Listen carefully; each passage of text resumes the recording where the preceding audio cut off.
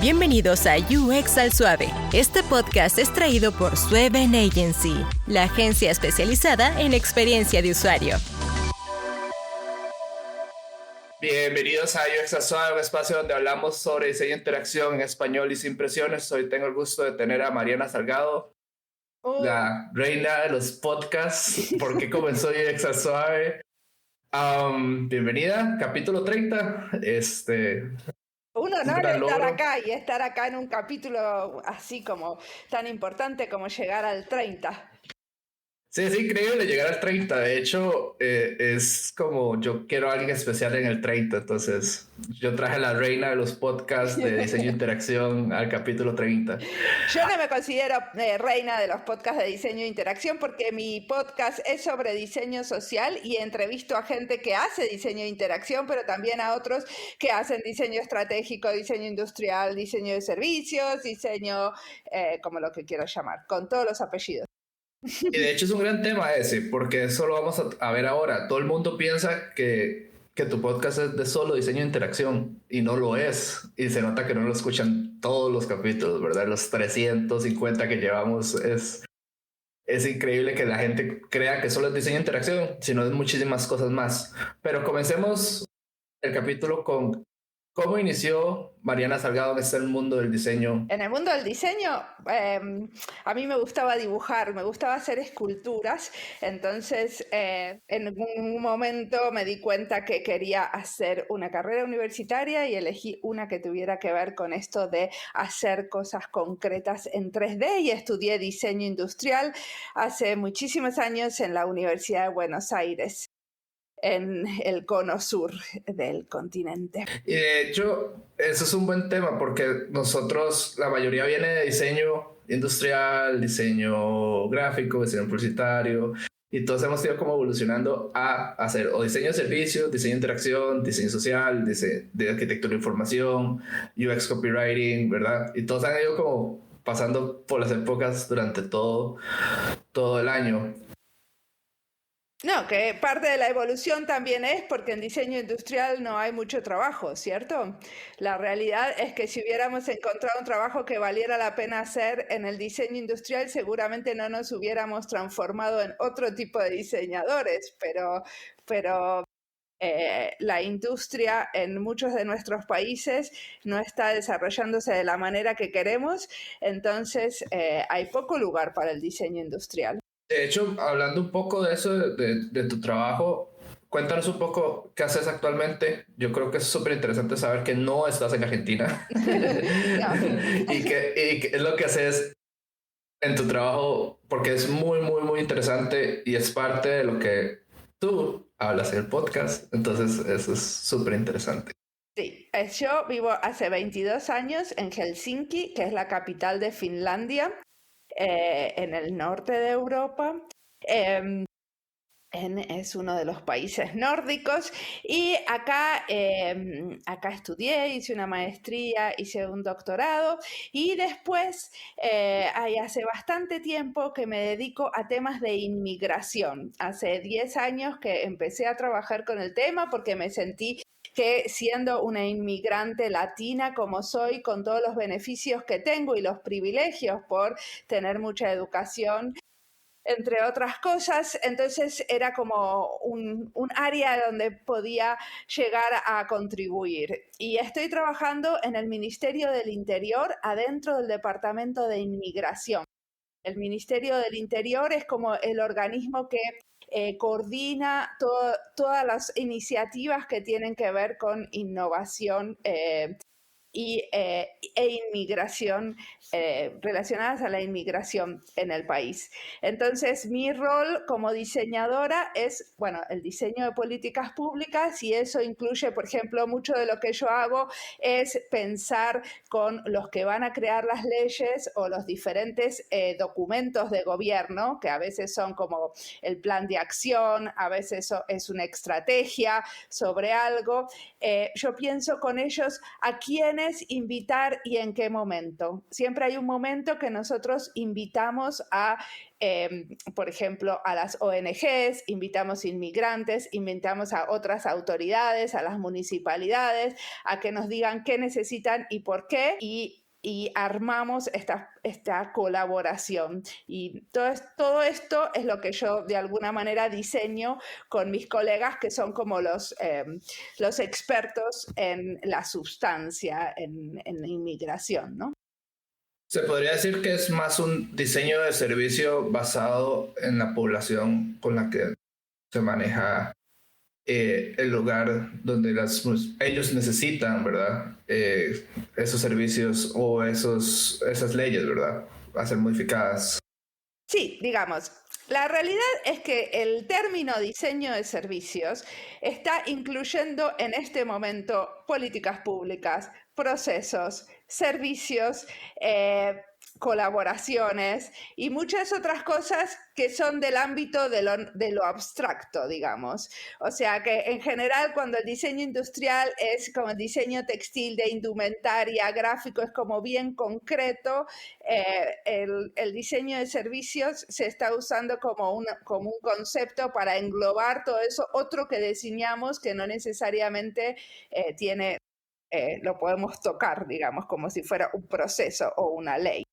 Pero lo que, por ejemplo, en el caso de ahora estamos trabajando con la futura ley de inmigración y estamos haciendo la investigación preliminar para la ley de inmigración. Entonces es una novedad que haya un diseñador que esté encargado de hacer partícipe a la población el proceso de hacer esta ley, ¿cierto? Entonces lo que diseñamos es como más el proceso que el producto final, porque el producto final obviamente que hay muchos legisladores y abogados que hace muchísimo tiempo escriben las leyes que son los que le van a dar forma al producto final, pero durante ese proceso tenemos que escuchar mucho qué es lo que la población necesita para poder hacer algo acorde.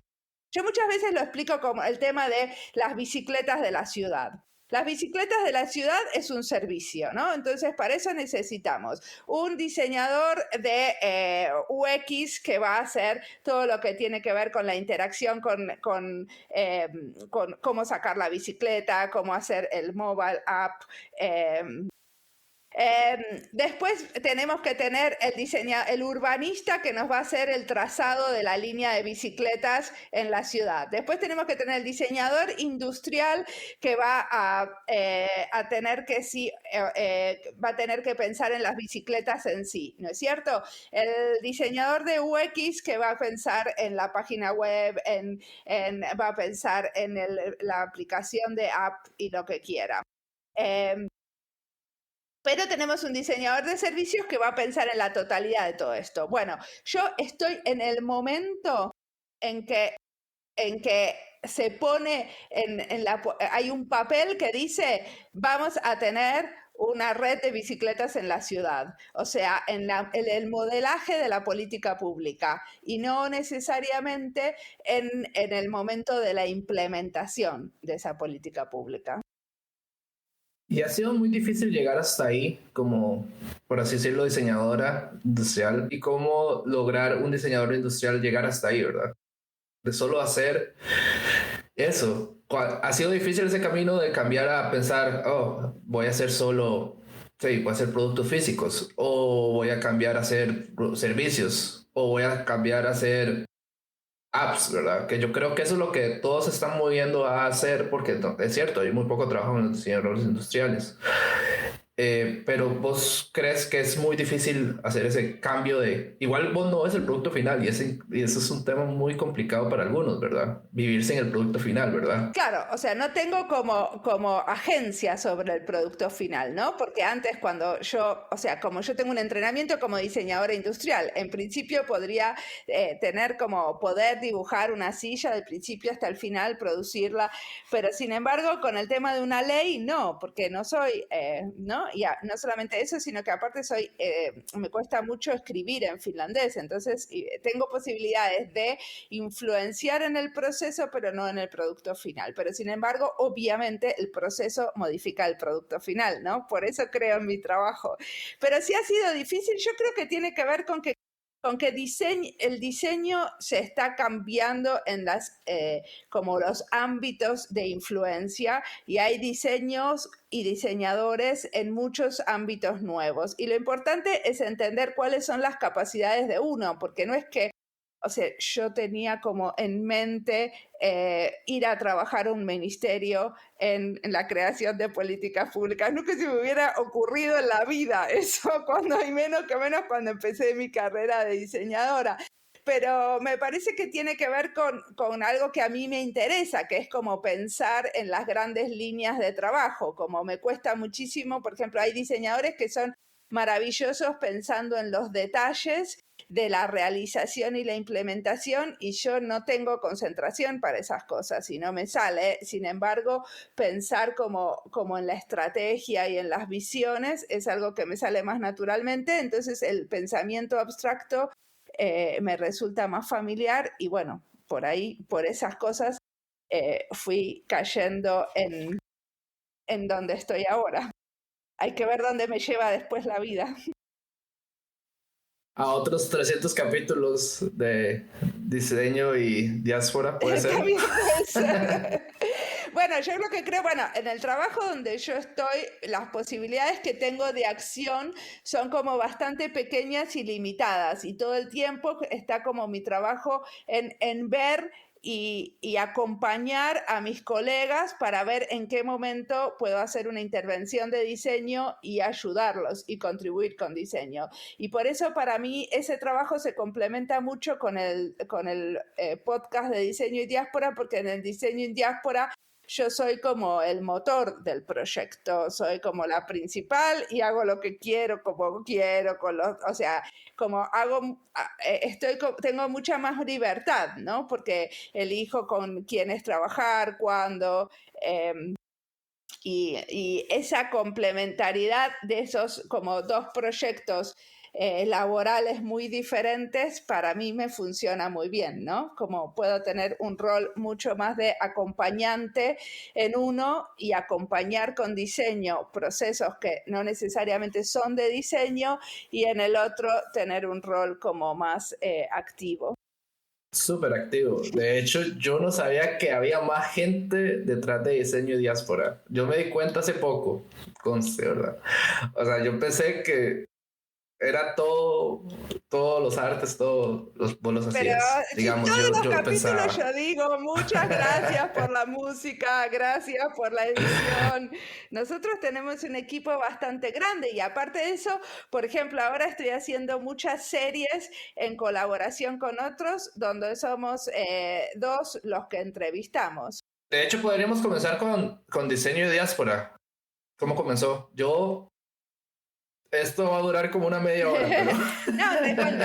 Resulta que yo tenía unos amigues acá en Helsinki que hacían la radio amateur para los hispanoparlantes.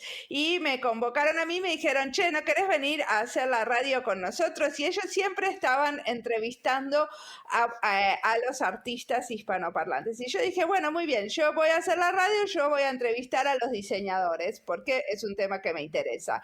Y empecé a hacer la radio y puse algunos episodios de la radio donde entrevistaba a diseñadores que viven acá, los puse online. Y un amigo argentino me dijo, che, Mariana, eso está buenísimo, pero le falta el dinamismo que podría tener si el podcast, si es un podcast y si está realmente producido, ¿no? Porque un podcast producido, uno le saca todas las repeticiones, o sea, tiene como una parte donde uno hace una reflexión. Bueno, es como tiene un cierto formato mi podcast. Entonces mi amigo me presentó a un productor de podcast con el que trabajo hace 3 años, que es Andy Fechi, y con él me ayudó a entender qué es un podcast, cómo se hace, a ponerle música. Convocamos a mi amigo, que es el músico del podcast,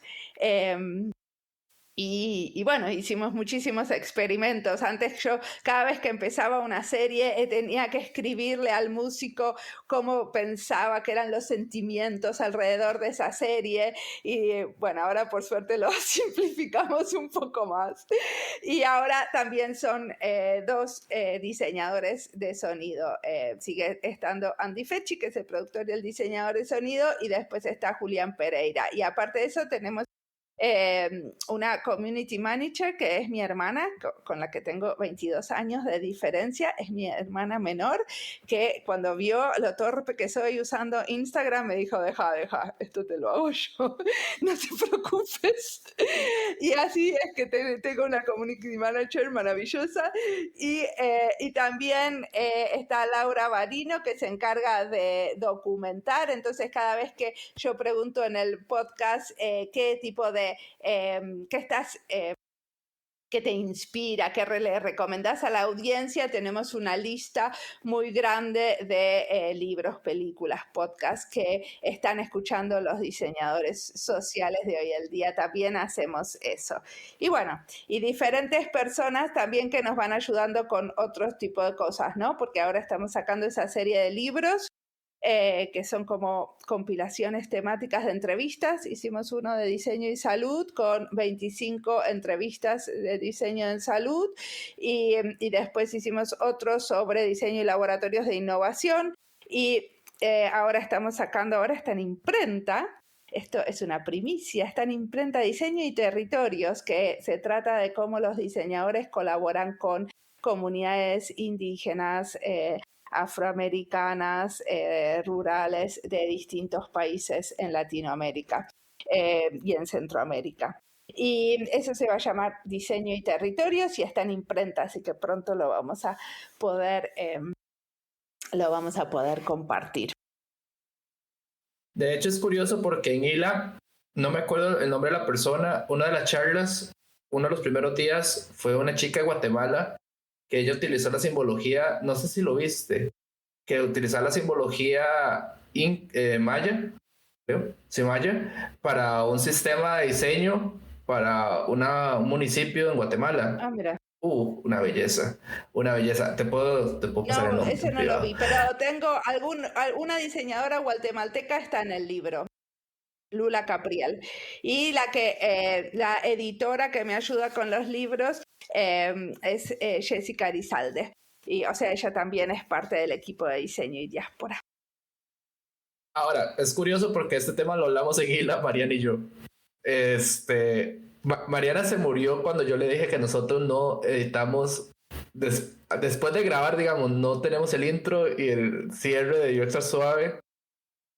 O sea, no lo tenemos editado.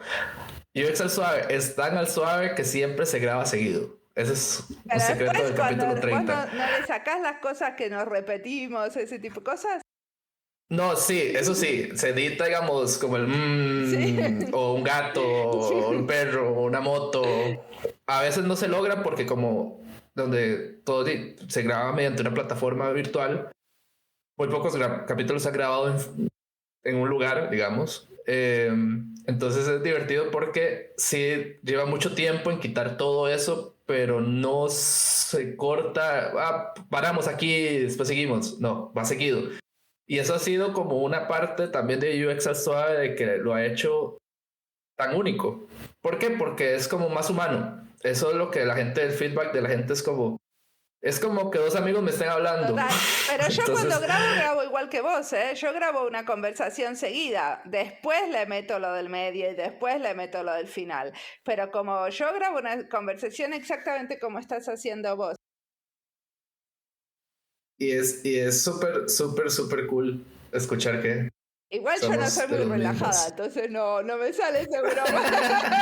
No me sale tan relajada. Hoy recibí una devolución espantosa por Twitter donde alguien dijo, qué interesantes que son los temas de diseño y diáspora, pero la locutora, o sea yo, tiene una voz espantosa, una cadencia horrible y un tono de voz horrible. Y yo dije, uy, pobre. Pobre yo. No, pero es increíble porque todos los podcasts, digamos, por cosas del destino, nos hemos ido conociendo a través del tiempo. UX al Suave cumplió este año 2 años. Y cuando UX al Suave comenzó, la primera persona que me dijo tu podcast fue Danilo Capelli. Me dice, Danilo, dale, te mando el link, y no sé qué. Y yo, ¿cuántos capítulos tiene? 200 y algo. Yo no lo puedo creer, ¿cómo vamos por el 200? Y yo me acuerdo que Mariana subía como un capítulo cada 4 días, así como que hubo un momento en que subía como 2 por semana y todo, y yo nunca me voy a poner al día, no voy a llegar a ponerme al día. Pero no hay que intentar ponerse al día, o sea, nadie intenta que escuchen todos. En ese momento era importante porque yo quería, digamos, como ver procesos de otras personas que grababan otros podcasts y cómo lo hacían, digamos. Por ejemplo, el tiempo. Hemos ido nosotros aprendiendo. Antes me ayudaba una persona con las redes sociales de y hemos ido aprendiendo que el tiempo es importante también. Yo creo que hay un límite de tiempo entre 30 minutos, 1 hora, y que después de 1 hora ya se acabó. O sea, eso es lo que a través del tiempo yo he aprendido, de que 1 hora es lo máximo. Sí, y que si podemos hacerlo en 40 minutos sería lo ideal, o 30. Total. Y es curioso eso de los podcasts, porque hay gente, no sé si te ha pasado, que a mí gente me pide subirlos a YouTube. Yo lo escucho de YouTube trabajando. ¿Cómo alguien escucha un podcast en YouTube? Sí, yo estoy de acuerdo, pero yo lo subo a YouTube, ¿eh? En realidad lo sube mi hermosa hermanita, porque tampoco me llevo bien con YouTube. Yo lo que hago es poner los links en Twitter, y ahora me doy cuenta que la gente está usando un montón más LinkedIn. Entonces, los que yo entrevisto en general lo comparten en LinkedIn. Y eso es súper importante. Ayer, por cierto, hoy es 30 de junio, ya casi 31 para mañana. Nosotros tuvimos un space ayer en Twitter sobre portafolios. Y esto es súper importante, yo creo, tocar en este tema de podcast. Y una de las personas nos dijo en el space, habían casi 80 personas en su peak más alto. Yo sé de diseño de interacción gracias a que he escuchado varios podcasts, UX and Friends, el tuyo, el mío, y píldoras de UX. Pero lo que pasa es que en mi país no tengo la carrera, no existe la carrera, entonces me ha ayudado a iniciar en el diseño de interacción. Y yo me quedé, wow, qué interesante. Porque es verdad, en Costa Rica pasa que nosotros no tenemos una carrera como formal, por así decirlo, en una universidad formal de diseño de interacción. Todos hemos crecido de diferentes maneras. Pero ayer me llamó mucho la atención de que hay gente, en el caso mío, más que todo, yo creo, y en el tuyo, que utiliza los podcasts para aprender los caminos de los demás. Cómo llegó Mariana, cómo llegó tal, cómo llegó X, cómo llegó Z a ser diseñador de interacción, y si ese es el camino de esa persona. Porque las preguntas de ayer fueron divertidas, fueron como, soy arquitecta, ¿qué tengo que hacer para ser diseñador de interacción? Mira, yo tengo un capítulo con tal persona y está este capítulo de este podcast con esta persona que fueron arquitectas y pasaron a ser diseñadores de interacción. Y entonces yo creo que también el podcast ayuda a las personas a tener ese conocimiento de saber, ok, este es mi camino hacia ser diseñador de interacción, ¿verdad?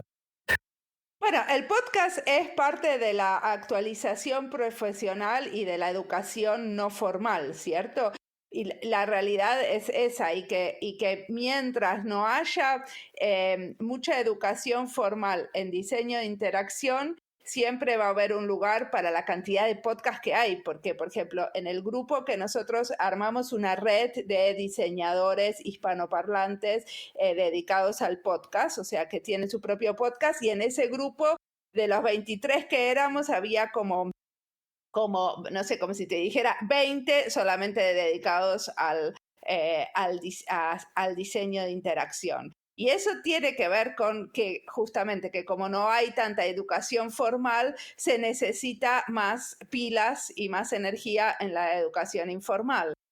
O sea que hay un lugar muy, muy claro para eso. Y aparte me parece que hay muchísimos de los podcasteros, que no soy yo definitivamente, que están haciendo una tarea como muy buena en ayudar a los diseñadores de interacción en sus primeros pasos. ¿Cómo se arma un portfolio? ¿Qué quiere decir un wireframe? ¿Por qué vale la pena hacer un testeo de usuario? O sea, está muy claro que yo eso no lo sé hacer y tampoco intento hacerlo. Entonces, me parece buenísimo que haya muchísimos podcasteros que lo están haciendo y lo están haciendo de una manera como de muy buena calidad. Y eso es un excelente punto. Es muy diferente porque nosotros no somos como de esa explicación técnica. Nosotros no nos vamos tanto a lo técnico, sino al storytelling de ese es el camino de X o Y persona, ¿verdad? Y nosotros aquí en Costa Rica somos una comunidad muy pequeña, pero hay gente en otros países que nos sigue y eso es divertido también. Pero como somos tan pocos, hubo una generación de oro, por así decirlo, o una generación muy especial que fueron las personas que iniciaron el camino de los demás, que fueron los primeros hace 10 años que tuvieron trabajo como diseñadores, que hace 12 años iniciaron carreras universitarias en otros lugares. Y entonces tienen cierto nombre en la comunidad y las personas siempre han estado interesadas en saber cómo llegaron ahí. Voy a decir un nombre aquí y es así real. Uno de los capítulos más escuchados de UX al Suave es el de Laura Escudé. Y es increíble porque la gente quiere saber cómo ella llegó ahí. Y es uno de los capítulos más escuchados de UX al Suave.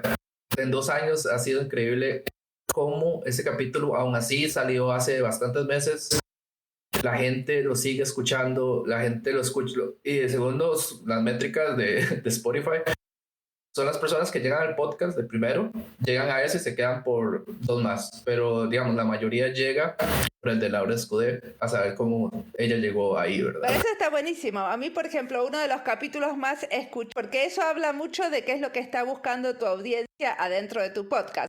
Uno de los capítulos más escuchados dentro de Diseño y Diáspora es la entrevista a Arturo Escobar.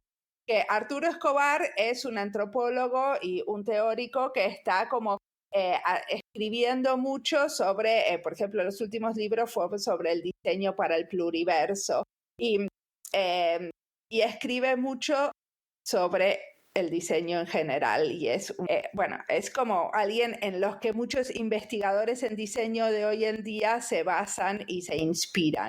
Entonces, para mí es como muy interesante porque yo también entrevisté a Laura, pero sin embargo, los capítulos más escuchados en mi podcast muchísimas veces son a estas personas que son como de alguna manera teóricos muy importantes, como por ejemplo Arturo. Y son, yo creo que por culpa de que tu podcast ya llegó a un punto en que lo escuchamos ya personas hace mucho tiempo y entonces ya como que sabemos mucho, creemos que sabemos mucho, entonces como saber más y como ya entrar en temas muy densos, entonces es divertido porque a mí nunca se me olvida uno y por eso lo apunté unas horas antes que se me olvidara. El de los bienes del diseño, el de Ariel. Ese yo estaba como, no sé nada. no sé nada, en serio, yo estaba. Porque habla de la ética de los diseñadores. Y eso es como yo creo que es a ese punto ya llegar a decir, ok, este podcast ya es como, ya tienes que saber para llegar ahí, ¿verdad? Y eso es lo cool y eso es lo bueno de esto, ¿verdad? Que llegar a ciertos entrevistadores, por así decirlo, llegar a ciertos invitados, llegar a ciertos mercados que son totalmente diferentes a lo que normalmente nosotros trabajamos. Diseñadores de producto, antropólogos, sociólogos, psicólogos, ¿verdad? Bueno, yo entrevisto a muchos investigadores en diseño en general, porque como yo fui investigadora y trabajé, hice un doctorado y un postdoctorado y trabajé como investigadora muchos años, me interesa muchísimo lo que pasa en la investigación en diseño. Pero muchas veces me pasa como vos. O sea, muchísimas veces me pasa que yo digo, esto no lo entiendo. Y muchísimas de mis preguntas son justamente para como acercar a la audiencia y que se entienda lo que está diciendo la persona, en el caso de que sea, de que lo que esté explicando sea muy conceptual y sea difícil de entenderlo, ¿no? Pero una de las razones por la que yo hago el podcast, que seguramente es la misma que vos, es como yo aprendo en diálogo con otros. Entonces aprendo de escuchar a esas personas y no tengo otro tiempo no tengo tiempo de hacer cursos de diseño, desgraciadamente, otras cosas. Entonces para mí el podcast es mi propio curso. De hecho, ya acaba de decir un secreto del por qué todos tenemos un podcast, yo creo, para aprender de los demás. Total. Y bueno, también depende cómo uno aprenda. Yo aprendo en la oralidad y aprendo en el diálogo con otro. Ahora justo me puse, en el verano tengo un curso sobre ley de inmigración, ¿no? Y es un curso que organiza una institución muy importante de la Unión Europea. Y está hecho en general para gente de abogados. Son todas exposiciones y charlas. Y yo me cuesta muchísimo pensar que me voy a sentar a la mañana hasta la noche a escuchar charlas donde no hay ninguna interacción, ¿no? Son exposiciones. Uno expone 1 hora, después otra hora, otro, después otra hora, otro. Y de hecho, qué buena pregunta te tengo ahora. ¿Fue difícil iniciar en el mundo de los podcasts? ¿En qué sentido difícil? Técnicamente no hago la técnica. Confío en que hay gente que tiene una oreja mucho más entrenada que yo y por eso colaboro con 2 diseñadores de sonido.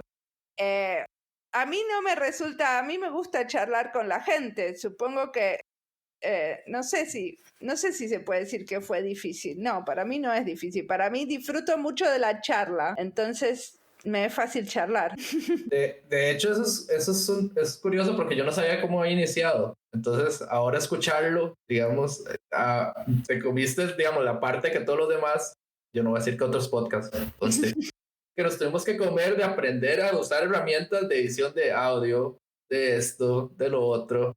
De hecho, yo tengo un gráfico muy bueno que dice tocar el abismo. Sale un abismo, digamos, entonces uno va caminando y cuando uno dice, voy a hacer un podcast, cae al fondo del abismo, pero usted no sabe qué tan hondo ese es el abismo. Entonces, como usted que está cayendo en el abismo, se ocupa salir del abismo, se aprende cosas que usted no sabía lo más rápido posible. Entonces, por querer salir rápido del abismo, usted aprende, se come 2-4 horas de Audition para aprender cómo usarlo, se come 6-7 horas de YouTube de cómo editar video, ¿verdad? Pero eso la gente logra aprender a fuerza. Entonces es divertido ese gráfico del abismo porque realmente obliga a las personas a que aprendamos a usar herramientas y que no sabíamos cómo funcionaban. Porque, yo lo voy a decir aquí directamente, es muy feo pasar de la idea a decir, bueno, ¿y ahora qué hago? ¿A quién invito? ¿Cómo lo hago? ¿Dónde lo guardo? ¿Qué es la idea? Porque eso yo creo que ahí es donde ciertos podcasts han ido muriendo. Y yo vi una encuesta muy buena que decía que el capítulo 25 es como el capítulo donde está el de la verdad. Si sigue o no sigue. Si llegas al 25 lo lograste y puedes sostenerlo. Si no, se acabó. Y entonces es divertido porque el 25. Yo decía, ¿por qué el 25? Y es muy sencillo. La gente se pierde. Pierde el enfoque y no saben qué hacer, digamos. Entonces, si no tienes un plan a futuro, se pierde. Ahora, la gente que quiere... Para mí también tiene que ver con esto de cómo hacemos las cosas. Yo nunca pensé el podcast para hacerlo solita. Como para mí siempre la idea fue tener un equipo con el que trabajar, ¿no? Y para mí el equipo es lo que sostiene a Diseño y Diáspora en el tiempo. Que no soy solo yo y que yo me puedo dedicar a lo que a mí me gusta, que es entrevistar y elegir a la gente a quien entrevistar, y le puedo dar la parte que otros disfrutan más a los que lo disfruten. Y es curioso porque yo tampoco, yo no me imagino escuchándome a mí mismo 3 horas. Me muero. Ya que me tengo que escuchar una vez antes de publicar, me resulta un fastidio enorme. Y el músico, o sea, mi amigo que me conectó con él, me decía, Mariana, vos no podés dejar de escucharte. Y evidentemente parece que hay algo en el cerebro que hace que nuestra voz nos disguste especialmente. Entonces a todos nos cuesta escucharnos. No es solamente a vos y a mí. Muchísima gente que entrevisto, les digo cuando publico el podcast, yo tengo como un mail que les digo, mira, te pido por favor que escuches la entrevista porque le ponemos muchas horas de trabajo a la edición y nos gustaría tener una devolución tuya. y la gente me dice, no me gusta escucharme, lo siento Mariana, pero no. Hay algunos que se escuchan, por suerte. Esto es como el meme de los Simpsons, de apunta eso, Bart.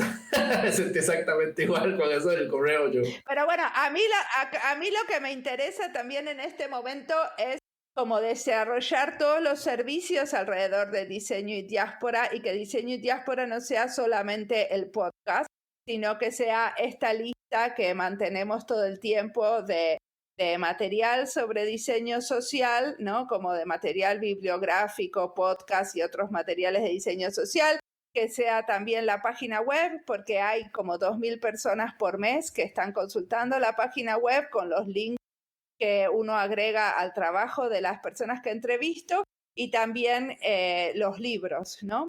Y supongo que con el tiempo también habrá otro tipo de formatos que exploraremos, pero para mí los libros también hacen como un diálogo regional temático que es como interesante, ¿no? Porque hasta ahora no hay mucho material de buena calidad no académico en español. Entonces, que haya un libro sobre diseño y salud con 25 entrevistas a diseñadores lo hace como un material bastante fácil de leer y a la vez de buena calidad. Y eso es el otro, no hay contenido en español. Nosotros tratamos... cuando yo tenía una persona que se encargaba de las redes sociales de UX al Suave, nosotros nos encargamos mucho de buscar traducciones de gráficos o elementos que ayudaban a los diseñadores. Por ejemplo, había un gráfico muy bueno de las necesidades versus los features que necesita una app, por ejemplo, pero todo está en inglés. Entonces lo que hacemos nosotros era rediseñarlo y subirlo a redes sociales para que la gente lo entendiera mejor. Yo de hecho hablé de eso del Space ayer. Entonces, esto para un diseñador de interacción que está comenzando a hablar inglés ya se volvió una necesidad y no hay vuelta atrás. Pero también es que nosotros tenemos que empujar un poco en que también hay en la región aplicaciones, startups que ocupan diseñadores de interacción, y todos esos recursos deberían también estar en español. Y eso es un tema muy bueno porque cómo creamos contenido. Al final del día yo creo que los podcasts ayudan a crear contenido, y yo he empujado un poco y UX también a eso, a crear contenido en español y que sea fácil para una persona que está iniciando en esto. Yo hubiera agradecido así toneladas.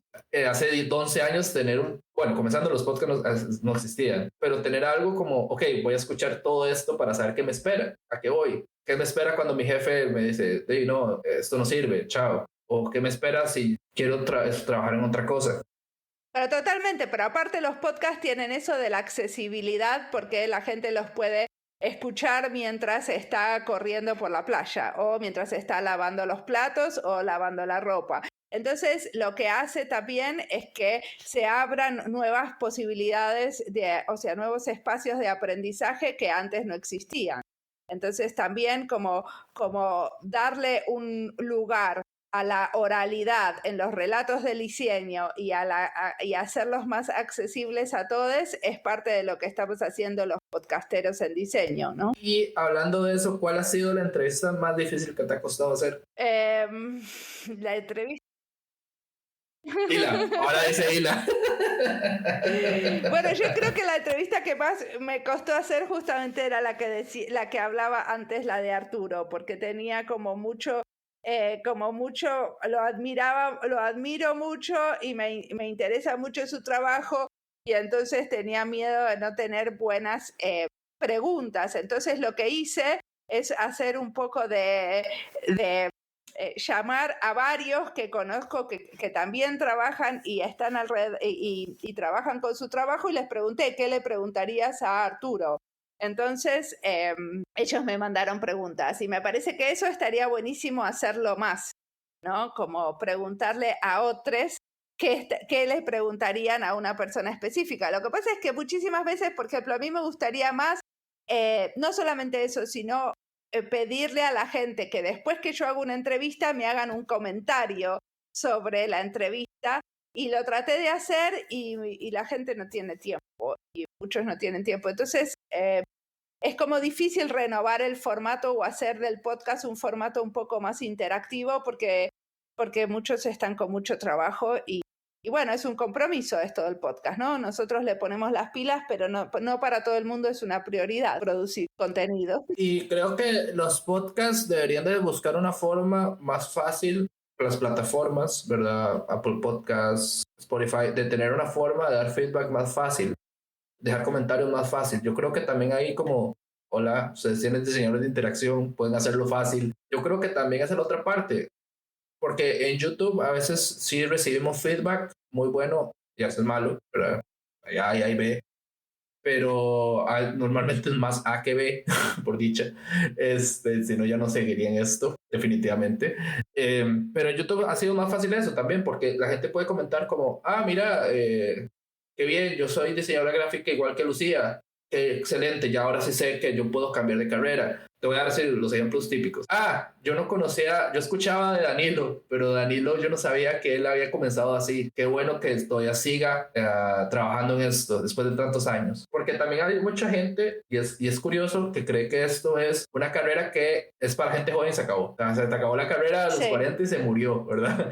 Entonces eso ha sido divertido, que conozca gente que vino muchísimo más atrás trabajando en esto, o que cambió de carrera a mitad de 30 y todavía sigue trabajando en esto. Y eso yo creo que lo que falla un poco las plataformas de podcast, cómo explicar, cómo dar feedback de las personas que escuchan, o poner un comentario. Yo creo que una sección de comentarios sería muy cool tener para nosotros también.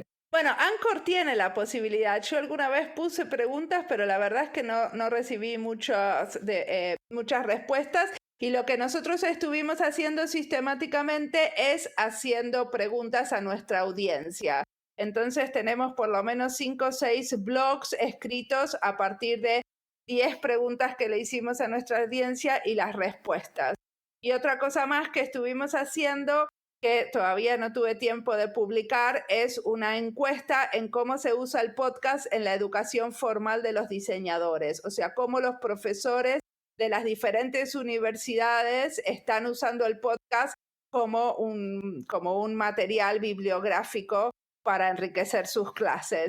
Entonces, sobre eso hicimos una encuesta, 50 profesores la respondieron y ahora tengo que analizar los resultados para poderlos publicar. Eso es algo que me interesa especialmente porque me parece que, por ejemplo, nos agarró la pandemia y pasaron todos a dar clases por Teams, pero sin embargo, bueno, los profesores y las profesoras terminaban sus días agotadísimos porque dar clases de diseño durante muchas horas con la pantalla mirándote las pestañas, la verdad que es agotador en todos los sentidos. Entonces no hubo como muchos experimentos usando otros formatos, ¿no? Váyanse a escuchar un podcast y correr a correr al balcón y después vuelvan y charlemos del tema. Entonces fui recopilando diferentes experiencias que hubo por ejemplo, de unas profesoras en Guatemala y de algunos otros profesores en otros lugares,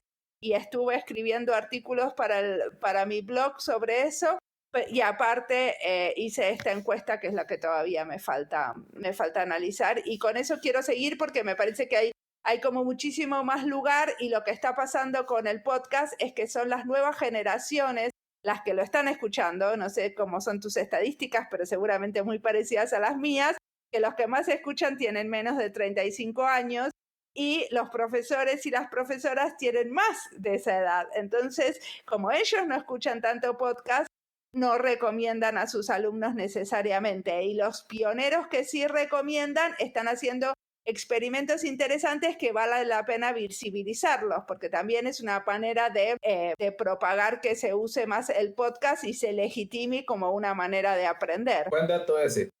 Yo estaba con alguien grabando UX al Suave cuando subiste la encuesta, y da la casualidad que esa persona también daba clases. Entonces estuvimos hablando off the record, estamos hablando de esa encuesta. Yo, mira, es raro cuando era un podcast y me haces que vos nunca has dado clases. Dar clases desgasta demasiado.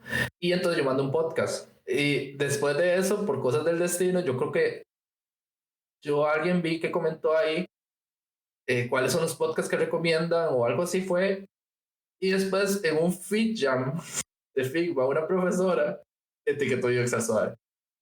Entonces fue divertido porque yo creo que todo vino esa misma semana cuando vos lo subiste, como que se volvió el tema de la semana. Entonces alguien en un feed jam de las personas que organizan Figma aquí en Costa Rica es profesora, no voy a decir el nombre, y fue divertido porque ella puso: yo a mis estudiantes, cuando yo estoy harta, les pongo estos podcasts.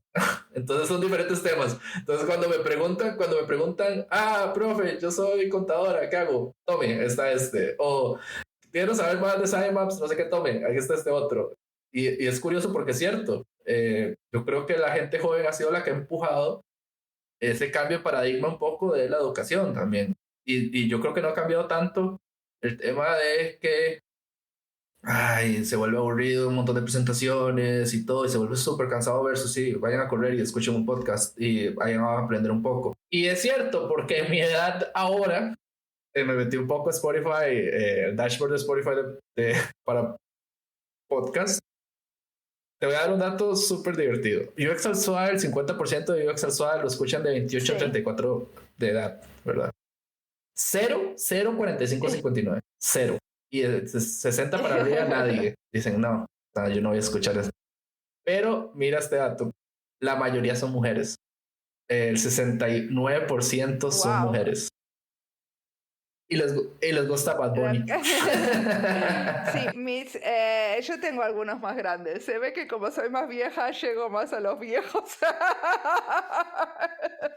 Aquí como ese capítulo 30, el especial del 30, vamos a hablar un poco de algo divertido. Los datos que nos devuelve Spotify a nosotros, bueno, Spotify es menos detallado que otras herramientas, pero es divertido porque nos da qué es lo que escuchan ustedes en Spotify. Entonces se vuelve un poco divertido saber que, digamos, la gente que escucha UX al suave son fanáticos de Bad Bunny, de J Balvin, de Raúl Alejandro, pero escuchan The Smiths. Eso te contó Spotify, güey. Pasan de Bad Bunny y Raúl Alejandro a escuchar a The Smiths. O sea, The Smiths está en cuarto en este momento. Entonces es un dato muy random, pero es divertido saber que escuchan, ¿verdad? Los que escuchan UX al suave. Entonces, pero no ponen que otros podcasts para que sepan, ¿verdad? No escucho ahí que escuchan a Mariana y me escuchan a mí, ¿verdad? Claro. Para decir, el podcast de Mariana es malo. No, nosotros no podemos saber eso. Podemos saber qué artistas son los que ustedes escuchan y qué rango de edad tienen. ¿Vos subís tu podcast directamente a Spotify? No, yo lo subo a Hola Bootstrap. Cuando comencé UX al suave, cosas del destino, yo puse un tweet en mi cuenta personal y una persona en español, Bootstrap, es una plataforma de podcast que te lo sube a todo en un solo golpe. Entonces es un éxito porque no tenés que subirlo uno por uno y vos elegís qué plataformas quieres que esté. Y además de eso, lo bueno, hay ciertos features de pago. Si vos no quieres editar y no tienes la remota idea, ellos tienen una cosa que se llama Magic Edition, que vos mandas el audio, el RAW, el audio crudo, y ellos te lo editan mediante una Machine Learning. Queda bastante decente. Yo lo probé, ahí hice la prueba un día, a ver, para no matarme tanto. Pero queda bastante bien. Yo creo que para comenzar es una buena opción.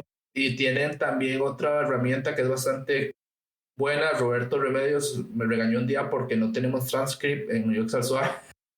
Entonces el transcript es todo un tema, pero ellos dan el servicio de transcript también. Entonces hemos estado subiendo transcripts para los capítulos de Roberto para adelante. Ya para el de los de atrás. Eso está muy bien porque hace a la accesibilidad, ¿no? Son como más fáciles de indexar y de buscar y de encontrar. Y entonces ellos dan la facilidad que vos o lo haces manual o ellos te lo hacen por vos, aunque sea en español. Entonces nosotros hemos tenido una relación muy divertida con ellos porque les ponemos tweets y nos contestan en inglés. Y entonces, si ustedes ven el Twitter de UX al suave, se van a dar cuenta que nosotros a veces nos ponen de features en el podcast del día o cosas así porque nosotros les comentamos puras tonteras. Entonces ellos han sido muy, muy, muy cercanos. Y de hecho, lo curioso fue que una vez etiquetamos, nosotros grabamos mediante Squadcast, eso es lo que estamos actualmente. Y es como divertido porque la gente, los community managers de Squadcast se llevan con los community managers de ellos. Entonces un día fue como un hilo gigantesco que nos etiquetaron y recibimos como un montón de notificaciones en un solo día. Pero sí, es como funciona. Normalmente subimos un audio master y ellos lo mandan a todas las plataformas de un solo golpe en las que queremos estar. A nosotros nos funciona Apple Podcast y Spotify y YouTube. De ahí en adelante Android Podcast o otras herramientas, hemos visto otras plataformas que no ha sido tan bueno. No sé si es por el mercado de nosotros, pero lo que es Spotify es el rey. En ese momento Spotify es el rey, digamos. Muy interesante. ¿Y el tuyo? ¿A dónde más te escuchan? Qué buena pregunta. Nosotros nos escuchan, tenemos como más o menos 6.000 escuchas por mes. ¿Qué querés? ¿Qué te puedo contar? Son más mujeres que hombres, pero no es tan grande la diferencia. Espera que estoy abriendo mi... yo subo las cosas a Anchor y Anchor es el que me dice... me pone las cosas, o sea, como me dice, tengo 21% de argentines, de mexicanos 15%, colombianos 12%, los escucha más o menos en Apple Podcast, el 47% y el 40% es en Spotify. Y géneros son 55 mujeres, 42 hombres, no específicos 3% y non-binary 1%. Y después tengo un 10% de audiencia de 45 a 59 y de más de 60 a un 2%, ¿eh? Te gano con los viejitos. El rico humillando al pobre se llamó esto. O sea, yo no llego a eso. O sea. Pero me parece que es como muy diferente también porque yo hace 3 años hago el podcast y tengo como hago el podcast 2 veces por semana y eso de ser como muy fiel a los horarios hace que también algunos sean como muy como leales y sigan el podcast como si fuera en el desayuno, digamos. Lo tienen incorporado a la vida cotidiana. Pero es que no me he puesto al día. Yo no me he puesto al día. Ahora lo estuvimos hablando antes de iniciar la grabación de que yo voy por el 300. Qué vergüenza. Pero uno aprende un montón, sí, porque por ejemplo ahora lo que vos me decís de las transcripciones que haces me parece como súper importante. La verdad es que yo tendría que hacerlo y no lo hago. Hay un montón de cosas que tendría que hacer mejor. Mi página web, por ejemplo, es un desastre y ahora estoy trabajando en armar algo que sea un poco más ordenado y que sirva más para indexar mejor los episodios. Pero una de las cosas que yo estoy como muy preocupada es que todos estos relatos sobre diseño orales que estamos compilando los podcasteres están en manos nuestras. O sea que el día que a vos te pise un colectivo o a mí me pise un colectivo, van a dejar de existir, ¿entendés? Y esto no tendría que ser así. Esto tendría que ser parte de los archivos nacionales de diseño, porque realmente no hay otros archivos sobre las historias orales de diseño que se estén haciendo tan consecuentemente como lo que estamos haciendo los podcasteros en diseño. Entonces esto lo tendrían que tener y tendríamos que estar pensando que es parte del patrimonio nacional, ¿no es cierto? Son las historias de diseño y es una manera de documentar, reflexionar en el diseño de hoy. ¿Y por qué eso tendría que estar en manos nuestras? ¿Por qué tenés que pagar vos y yo a diferentes empresas norteamericanas que ofrecen estos servicios que pueden mañana también darlos un colectivo? O sea, entonces, y no tener que ser parte de lo que respetamos y queremos como dejar como legado a nuestros, ¿no? A nuestras generaciones, ¿no? O sea, imagínate qué bueno que estaría que una conversación que salió en UX al suave en 30 años, los estudiantes de diseño pudieran morirse de la risa por lo que estábamos pensando. Pero está buenísimo, porque también eso hace como a la reflexión histórica. Estamos documentando qué es lo que estamos pensando en este momento cuando diseñamos. Yo ayer, de hecho, qué bonito. Yo ayer le dije a un amigo, ¿qué pasa si yo me muero con UX al suave? y es porque, vamos a ver, se deja de pagar donde está almacenado. O sea, y te lo sacan de todos lados, o sea, desapareció. Yo estaba pensando lo mismo, porque yo ayer, de hecho, comentando en el space que estuvimos, yo le dije a un amigo, ¿qué pasaría si yo me muero? ¿Qué pasa? ¿Qué pasa? Se acabó. Entonces, y yo creo que nunca ha pasado que un podcastero se muera, que no lo que voy a decir. Entonces no sabemos qué pasa después porque es muy nuevo. Pero eso también tiene que ver con que o sea, como todo el podcast es una línea independiente de trabajo que nosotros lo estamos haciendo como parte de una actividad informal y como toda pagada y financiada, o sea, está totalmente financiado por nosotros.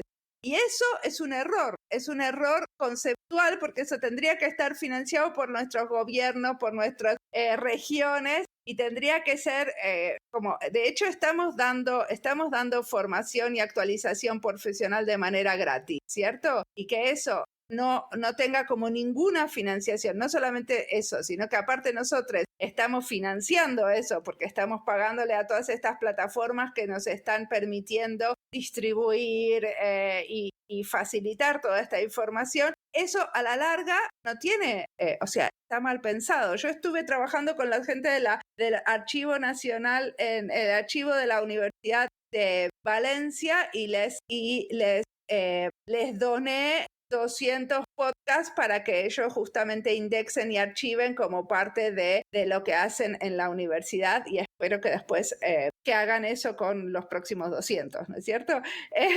Pero bueno, eso tendría que ser parte de lo que nos tendríamos que estar ocupando, pero no solamente los podcasteros, sino las universidades y los que llevan los archivos nacionales. Y es increíble, digamos, porque cuando yo vengo de diseño gráfico puro, y yo me acuerdo que a mí me enseñaban videos de cómo maquetaban sin nada de Adobe, cómo se hacía manual, y ahora que lo pienso, nosotros estamos haciendo ese mismo trabajo que van a ver dentro de 10 años de ¿qué? Esta gente hacía esto. ¿Cómo? Entonces es increíble que yo nunca lo había pensado. Gracias, ahora tengo otro miedo más agregado a mi Pero, a la lista de miedos. Totalmente, aparte está claro, o sea, una de las tareas grandes de los archivos es pasar los formatos, ¿no es cierto? Antes se documentaba, por ejemplo, la música en cassettes, después, ¿no? En discos, en cassettes, en CDs. O sea, ¿qué va a pasar con estos formatos que tenemos ahora de MP3 y después lo que se va a escuchar es M250? Entonces, alguien tiene que hacer ese trabajo y no tenemos que ser nosotros para mí los que tenemos que ser los responsables de todo eso. Pero bueno. Miedo desbloqueado, definitivamente. Vamos cerrando, y la pregunta que le hago a todos los invitados. Ahora viene una difícil. ¿Cuál es tu peor error y por qué? Mi peor error. Déjame pensar. Puede ser en el podcast. En el caso tuyo te lo dejo más libre porque puede ser en el podcast, como no sé. Entonces, es totalmente libre. Yo hago errores todo el tiempo, pero supongo que no son como los errores de probar e intentar, ¿no? ¿Cuál fue mi peor error? No sé, creo que, por ejemplo, una de las cosas con el podcast que tendría que haber pensado mejor es cuál ponía como primer episodio, que siempre nos pasa lo mismo a todos nosotros, que los primeros episodios son los más escuchados y sin embargo son los peores. O sea, no sé, son como... Y bueno, ahí estábamos probando, ahí estábamos tratando de entender y hicimos como muchísimos errores, ¿no es cierto? En los primeros episodios, porque cuesta darle la vuelta al tema y creo que habría que poner más cuidado a quién uno pone como primer episodio si van a empezar su propio podcast. Pero en general, no sé, yo estoy como muy divertida todavía con el podcast, y una de las razones por las que publico mucho es justamente porque me entretiene, pero supongo que también es un error publicar tanto, porque la gente ve 350 podcasts y piensa, ay no, esto no lo voy a escuchar nunca, mejor me voy a uno que tiene 20.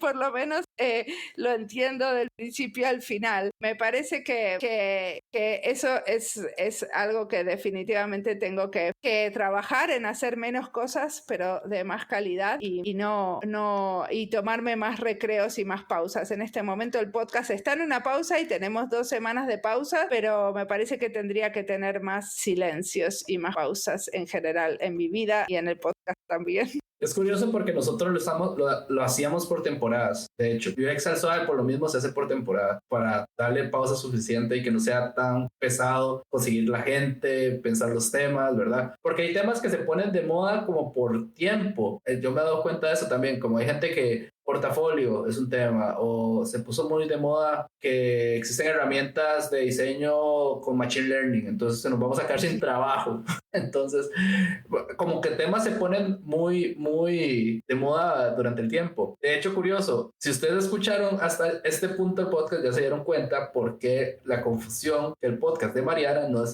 solo diseño e interacción. Entonces yo por eso mismo lo presenté así, porque las personas piensan que tu podcast es de solamente diseño e interacción. Si vos le preguntas a quien sea que no lo escucha tan seguido, sí, es el mejor, es uno de los más viejos de diseño de interacción. No, y yo, no me escucharon. no. Pero eso me pasa un montón, que la gente me dice cualquier cosa del podcast y yo digo, sí, es que hay muchos que escuchan 2 episodios y dicen, sí, diseño y diáspora, como ya está, ya lo entendí. Y la realidad es que hay mucha diversidad si hiciste 340 episodios. Si no, me hubiera aburrido ya. Decime una cosa, vos das clases, ¿cierto? No. Bueno, antes daba clases de Azure, es una herramienta prototipada, pero interacción nunca he dado clases. ¿Y ahí usabas el podcast para dar clases? Ya me pregunté en mi propio podcast. Sí, porque de hecho los capítulos de Azure están en YouTube. A YouTube le encanta bajármelos, pero vamos por el 3.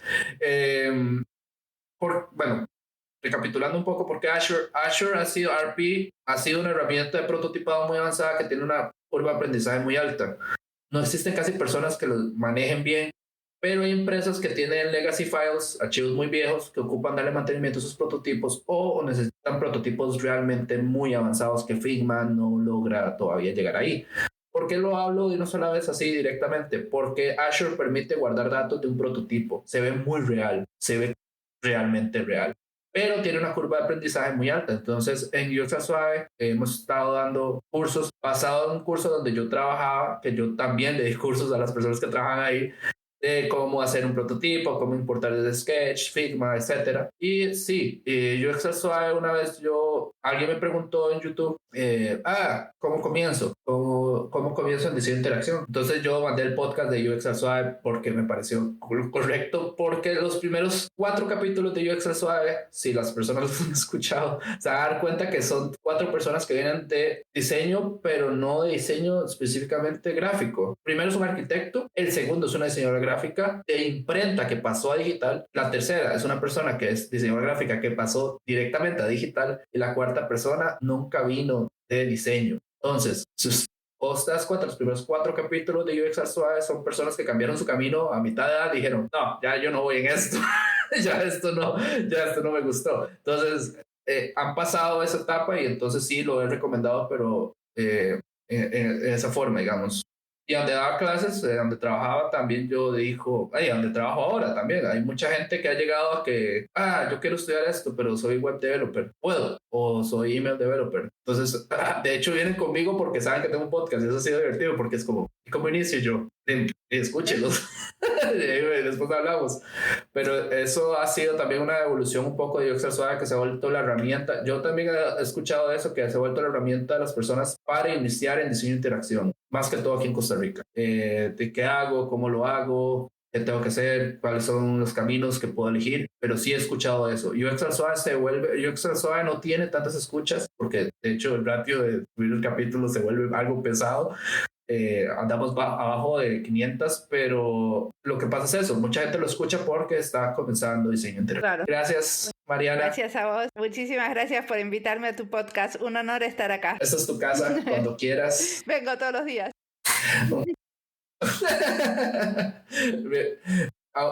Cuando quieras hacer un capítulo especial. Esto fue UX Suave, estamos en Instagram, Facebook, Twitter, episodio los jueves normalmente. Anuncio, estamos haciendo una serie de spaces, no sé si se dice así en plural, en Twitter. Ya hicimos el primero estuvo muy bueno, que fue cómo revisamos portafolios, los leads de multinacionales o corporaciones. Segundo viene con Ixta, probablemente después de ese capítulo va a ser la primera semana o segunda semana de julio, cómo hacer un LinkedIn y tiene que llevar un LinkedIn de diseño de interacción. Y el tercero va a ser el mejor, cómo hacer un currículum bueno, diseño. Esto es basado en las preguntas que hicieron ayer las 80 personas que fueron al Space, entonces esos van a ser los otros 2. Muchísimas gracias, hasta luego.